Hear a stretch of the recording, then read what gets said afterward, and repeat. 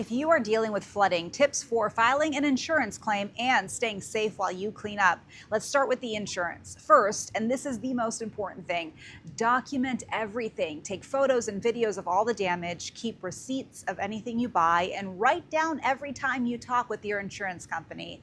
Experts also recommend saving small samples of damaged items, so things like your flooring, wallpaper, or drapes, so you can show exactly what needs to be replaced later. As you clean up, remember these safety tips. Turn off the power before you enter standing water. Don't touch flood water, and if you do, wash your hands. That includes your pets as well. Use bottled or boiled water if you have a flooded private well, and open your windows within 24 to 48 hours to prevent mold. Also, wear an N95 mask, gloves, and goggles while cleaning.